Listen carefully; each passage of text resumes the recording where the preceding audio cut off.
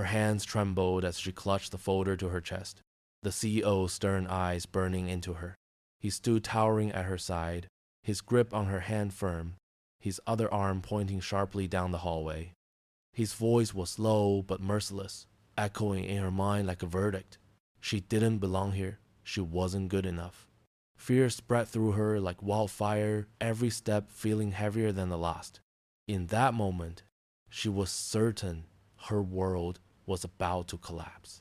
But what the millionaire CEO did for her would soon turn her entire life upside down. And yet, the day had begun like any other, quiet and ordinary.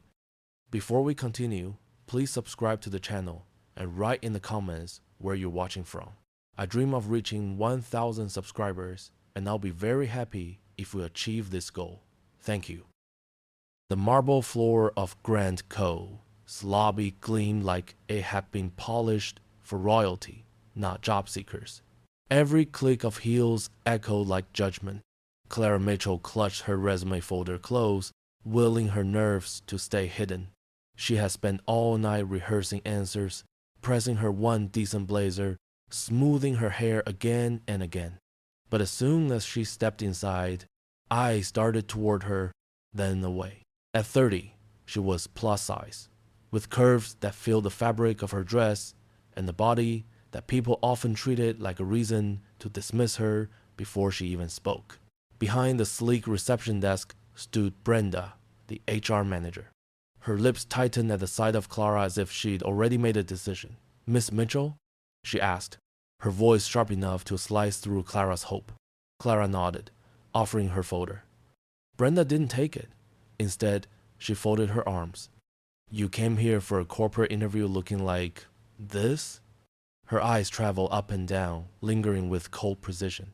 Clara felt heat rising her cheeks but steadied her voice. "Yes, ma'am. I prepared. I have all the documents you requested." Brenda scoffed. "Prepared? Professionalism doesn't look like that." The receptionist shifted uncomfortably, pretending to type. A security guard leaned against the far wall, waiting for an excuse to intervene. Brenda's tone grew harsher. "This is Grand Co., not a charity. We expect candidates who fit the image of the company. Frankly, your size alone." She let the words hang, poison in the air, doesn't exactly project confidence. Clara's chest tightened. She had heard it before at other jobs, whispered in stores, muttered on sidewalks. But hearing it here, in a room echoing with wealth and success, made it sharper. Still, she lifted her chin. "I came to work, not to decorate your lobby." Brenda's eyebrows arched in disbelief. "Excuse me?" Clara forced herself to breathe slowly, evenly. "You asked for someone organized, dedicated, willing to learn? That's me. I may not look like the models in your brochures, but I have skills. I've managed offices, handled accounts, coordinated teams." Brenda shook her head, unimpressed. "And yet you still thought this was appropriate? Honestly, Miss Mitchell, you'd be better off applying somewhere less visible." The words landed like stones. Clara's hand trembled around her folder, but she stood her ground. "I came here because I believed talent mattered more than appearance." A heavy silence followed. The receptionist bit her lip. The security guard straightened. Brenda turned, signaling him. "Escort her out." Clara's breath caught. She stepped forward, words rushing out before pride could silence them. "Please, just let me speak. Let me show you what I can do." But Brenda waved her off. "This company has standards. We don't lower them for anyone." Clara bent down as her folder slipped, papers scattering across the shining floor. Resumes, references, certificates, her proof of worth slid under the receptionist's chair. She dropped to her knees, gathering them as quickly as she could, her hands shaking. No one moved to help. Not Brenda, not the guard, not the receptionist, though pity flickered briefly in her eyes. Clara's knees pressed against the cold marble as she scrambled to collect the pages she had worked so hard to prepare, each one blurred as her vision stung. She whispered, "I'm sorry," though she hadn't done anything wrong. The lobby buzzed with quiet judgment, every click of a keyboard a reminder she didn't belong. Then came the chime. The elevator door slid open. and silence rippled through the room. Out stepped the man in the charcoal suit, tall and composed. Even Brenda froze. The receptionist straightened in her chair. The guard moved his hand away from his radio. Everyone recognized him, though few had seen him in person. Logan Whitmore, CEO of Grant Co. His face had graced business magazines, Forbes profiles, and countless articles calling him a visionary. At only 35, he had built an empire. He wasn't supposed to be here, not in this lobby, not on this morning. Yet there he was, his gaze falling on the scene. A plus-sized woman crouched on the floor, gathering scattered papers, while an HR manager glared down at her. Logan's steps slowed. His brows knit together as he took in the silence, the posture, the judgment heavy in the air. He stopped in front of Clara, his presence commanding without effort. His voice was calm, deep, unhurried. "Why don't you tell me why you're here, miss?" The question startled her. Clara rose clumsily, clutching the wrinkled pages against her chest. "A Mitchell," she stammered. "Clara Mitchell." He nodded once, then gestured toward the seating area. "Let's sit." Brenda blinked, stepping forward. "Sir," this candidate Logan cut her off smoothly. "I can see exactly who she islanded. Let's hear her." The room shifted. Brenda's lips pressed thin. The receptionist nearly dropped her pen. Clara's pulse thundered in her ears. Logan guided her to a chair, pulling one out for himself. He didn't stand above her. He sat level, his elbows on his knees, his eyes steady with hers. "Take your time," he said gently. "Start wherever makes sense." Clara swallowed hard, forcing her voice to steady. "I applied for the administrative support position. I saw it posted online. I thought maybe it could be a fresh start." Logan nodded slowly. "And why now?" His tone wasn't testing, it was curious. Clara hesitated. She wanted to look anywhere but his eyes, yet they anchored her. "Because I can't afford to wait anymore." Her words hung in the air, naked and raw. For the first time that morning, the lobby held something other than judgment. It held curiosity. Even the receptionist leaned closer. Logan didn't rush her. He simply nodded again. "Go on." Clara shifted in her chair. "I've worked wherever I could. Cafes, late night cleaning shifts, small office jobs that barely lasted. Each time I tried, I was told the same thing, that I didn't fit, that client wouldn't take me seriously." Her fingers tightened on her resume. "But I know what I'm capable of. I handle pressure. I learn quickly. I organize chaos. I've done it all before. I just need someone to see past," her voice faltered, "past what I look like." Logan's gaze didn't waver. He studied her resume, flipping through with deliberate care. "And you're still finishing school?" Clara nodded. "Online courses, late nights. I'm almost done." For a moment, Logan was silent, considering. Then he asked, "And today, why come here knowing how people might react?" His voice wasn't cruel. It was probing, challenging, but fair. Clara straightened her shoulders. "Because if I don't walk through doors like this, I'll never have the life I've worked for. I knew the risk. I also knew it was worth it." Her voice cracked slightly, but her gaze held firm. Logan leaned back, watching her for a long, waited moment. Brenda shifted, impatient. "Mr. Whitmore, this is irregular. We screen for professionalism, not desperation." Logan's head turned slowly, his eyes cutting to her with quiet authority. "I see someone on time, prepared, with her materials. That is professionalism. Everything else is bias." Brenda's mouth snapped shut, color rising. The lobby felt smaller now, charged with tension. Logan turned back to Clara. "Would you be willing to take a 2-week trial? Entry-level office support, reporting directly to me?" Clara's breath caught.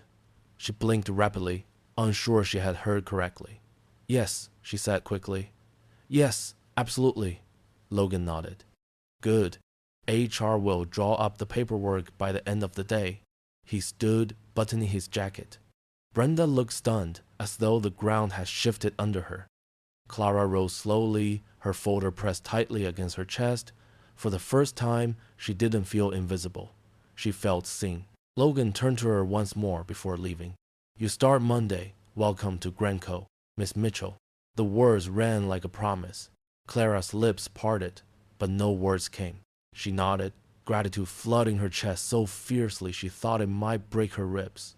As he walked away, the elevator doors opened, swallowing him back into the upper floors. The lobby exhaled in whispers. Brenda's glare burned, but Clara no longer cared. She bent to gather her papers again, this time with steady hands. For the first time in years, she felt like the ground might hold her. That night, Clara sat in her small studio apartment, staring at the thin contract she signed. The walls were cracked, the single window rattled when trucks passed outside, and the bed sagged in the middle.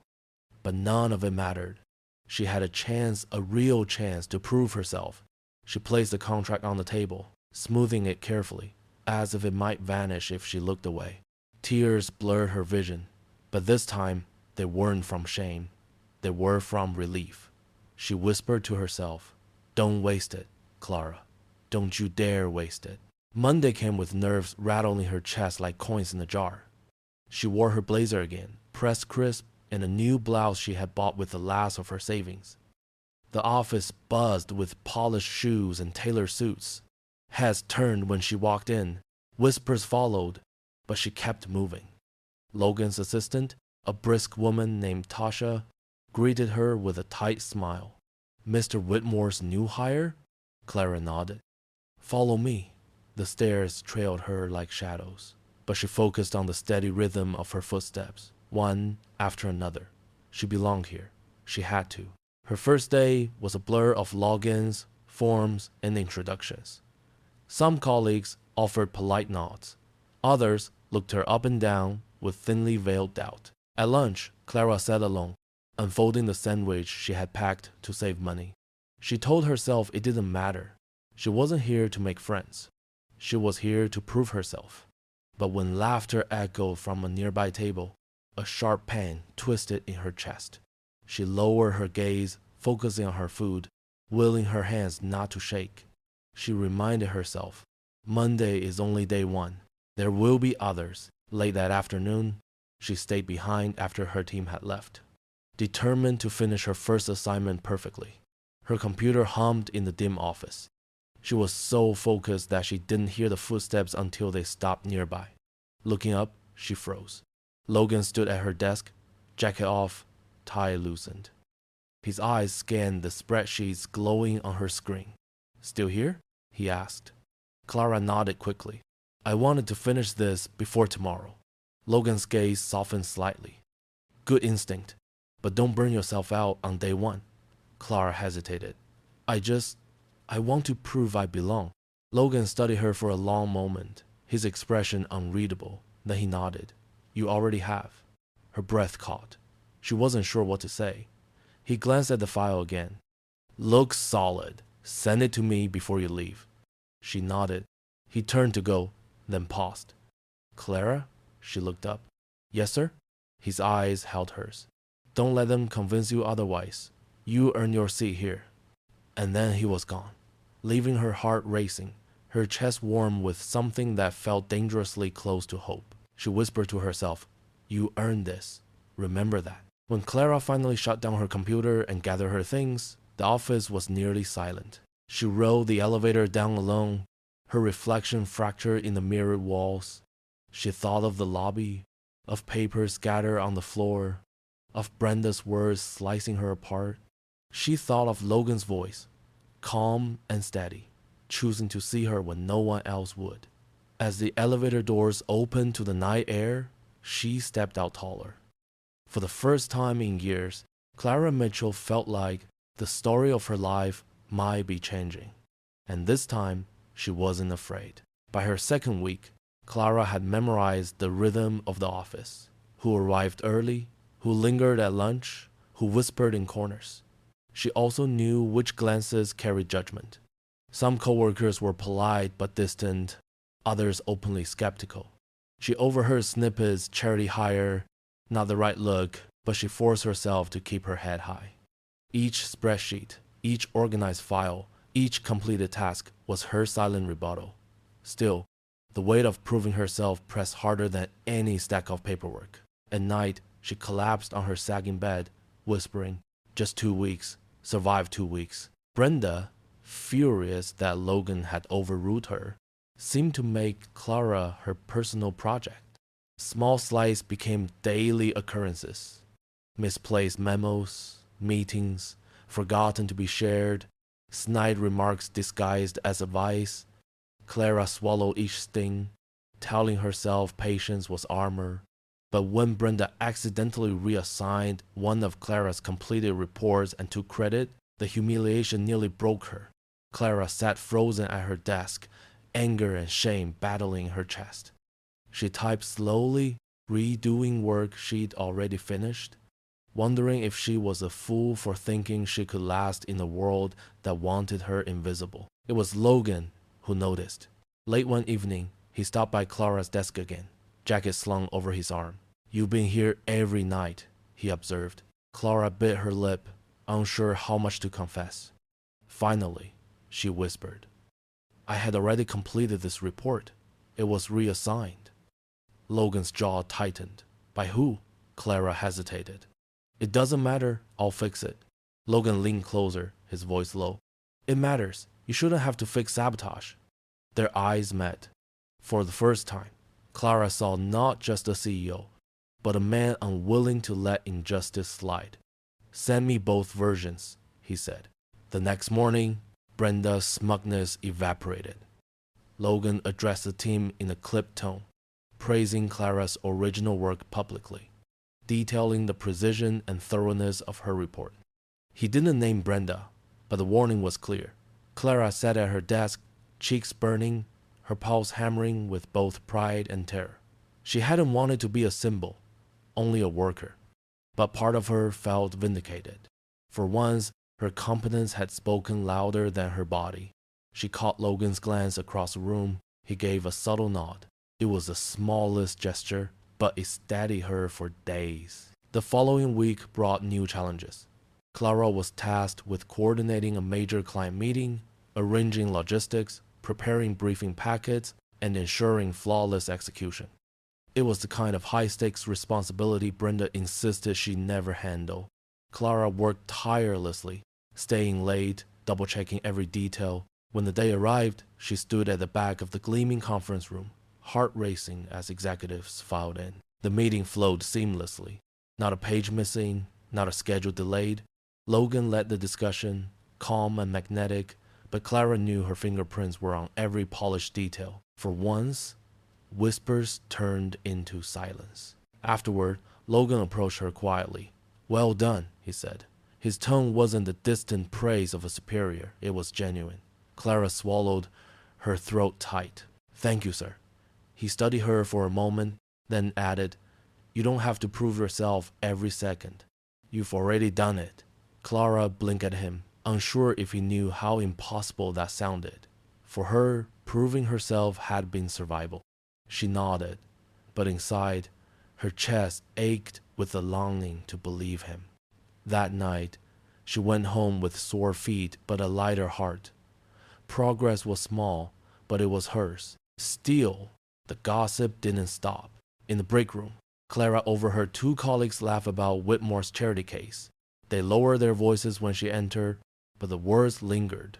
Clara pretended not to care, focusing on her coffee. Yet when Logan unexpectedly walked in behind her, silence fell. His eyes swept the room, catching the guilt on their faces. He didn't speak, but the weight of his presence silenced the whispers. Clara stirred her coffee, pretending to be unaffected. Though her hands trembled, she hated feeling like a burden, but part of her wondered if being seen was worth the risk. One Friday, Logan invited her to assist directly with a quarterly review presentation. Clara hesitated. Such visibility terrified her, but he insisted. "I need your organization. That's not optional." She spent the weekend preparing, practicing how to speak without her voice shaking.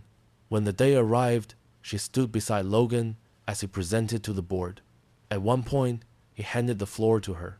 "Clara, walk us through the projections." Her heart pounded, but she spoke steadily, guiding the room through charts she'd created. To her shock, board members nodded, impressed. Logan's subtle smile as she finished was worth everything. The boardroom applause echoed in her mind all night. For once, she replayed a moment without shame. She saw herself standing tall, capable, valuable. But the glow dimmed when she remembered Brenda's glare across the table. Clara knew retaliation would come. The next week, her email access mysteriously locked. Then her desk supplies went missing. She endured each petty attempt with clenched teeth. Yet, every time she faltered, Logan's voice echoed, "You've already done it." Those words became her anchor. When doubt gnawed at her, she repeated them silently, as if they were scripture, and slowly she began to believe. One late evening, while filing documents in the quiet office, Clara caught her reflection in the darkened glass. For years, she had hated mirrors, seeing only the shape others mocked. But now, she saw something different. The same curves, the same body, but a posture straighter, eyes steadier. She whispered to herself, "You are not less." Tears welled, but this time they were not of defeat. They were of recognition. The woman in the glass was not broken. She was standing, and for the first time, Clara allowed herself to feel proud of what she saw. Logan noticed the change too. In meetings, Clara spoke more confidently, no longer shrinking into silence. She began offering suggestions, practical and sharp. Logan encouraged her, asking questions that let her ideas shine. The team, once skeptical, started to rely on her. Even Brenda grew quieter, though her eyes still burned with resentment. Clara wasn't naive. She knew enemies remained, but each day the balance shifted. She wasn't just surviving anymore. She was shaping her place, brick by brick, proving that competence had no size and dignity needed no permission. One afternoon, Logan asked Clara to bring documents to his office. She entered nervously, still unused to being alone with him in that polished space. He gestured for her to sit. "I wanted to thank you," he said simply, "for your work, for your persistence. You've reminded me what this company should stand for." Clara's throat tightened. "I'm just doing my job." Logan shook his head. "No, you're doing more. You're proving that our culture has to change. That's not easy." Clara blinked, stunned. She had never thought of herself as a symbol. She just wanted a chance. Silence stretched, comfortable but charged. Logan leaned back, studying her. "Tell me something, Clara. What do you want?" The question startled her. She opened her mouth, then closed it again. No one had asked her that in years. She whispered, "Stability. A life that doesn't feel like it could crumble any second." Logan nodded thoughtfully. "That's fair. And you deserve it." The words echoed in her chest, fragile but intoxicating. She left his office with her heart pounding, uncertain if it was gratitude or something far more dangerous taking root inside her. Rumors soon spread Clara and the CEO were close. Whispers grew sharper, dripping with envy. Some suggested favoritism, others mocked her chances. Clara heard it all, each word a knife. But when she tried to step back, Logan stopped her. "Ignore them," he said firmly. "Let your work speak." She wanted to believe it was that simple. But in the break room, she overheard someone mutter, "She's only here because Whitmore feels sorry for her." That night, Clara cried silently in her apartment, hating that even her victories were stolen by malice.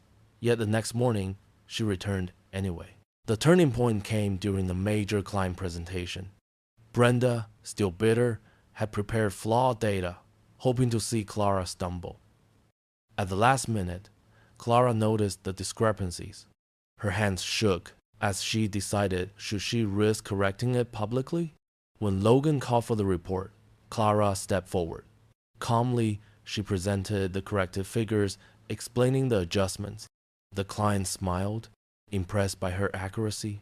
Logan's eyes met hers, proud and unwavering. Brenda paled, exposed without a word. The room buzzed with admiration, and for once, Clara felt untouchable. She had saved the meeting. She had saved herself. That evening, Logan stopped by her desk. "You saved us today," he said. Clara shook her head. I just did my job. He smiled faintly. Exactly. And that's what makes it so powerful. Their eyes lingered. For a moment, the busy office faded, leaving only two people bound by respect that was beginning to grow into something more. Clara's heart raced. She turned back to her screen, afraid of what he might read in her face. But deep down, she knew something between them was changing, slow and unstoppable, like dawn spreading across the horizon. Weeks turned into months. Clara rose steadily, gaining trust, earning responsibilities that once seemed impossible. She still faced whispers, but they no longer crushed her. She had proof work done, challenges met, respect earned. Logan remained her greatest ally, his faith constant. They spoke more often now, sometimes about business, sometimes about life. He asked about her dreams, she asked about his regrets. A quiet bond grew, one neither of them dared name. But in the stillness of late nights at the office, when only their keyboards clicked, the air carried something fragile, something hopeful. One Friday, Logan invited her to join a small team dinner after work. Clara hesitated, fearing more whispers. But he insisted. You belong at the table. At the restaurant, she felt out of place at first, surrounded by polished suits and designer dresses. Yet, as the evening went on, laughter softened the edges. Logan made space for her voice, asking her opinions, crediting her work. By the end, colleagues who had once sneered began to see her differently. Clara walked home under the city lights, her heart full. For the first time, she thought, maybe I'm not just surviving, maybe I'm living. Back in her apartment, Clara sat by the window, watching headlights blur on the street below. She remembered the day she had knelt on that marble floor, papers scattered, shame burning her cheeks. She thought of Logan's voice cutting through the silence, offering her a chance. So much had changed since then. She was still plus size, still herself, but no longer defined by rejection. She whispered into the night, "You're not too much. You're enough." The words sounded strange on her lips, but right. She hugged them to her chest like a promise. In the weeks that followed, Clara's story became a quiet revolution within Grant Co. She wasn't just the woman who had been dismissed as too fat. She was the woman who had proven herself against every expectation. Logan saw her not as charity, but as strength. And slowly, others began to see her the same way. The whispers faded, replaced by nods of respect. For Clara, the battle was far from over, but the war had shifted. She had walked into that lobby unwanted. Now, she walked through the halls of the company as someone unshakably seen.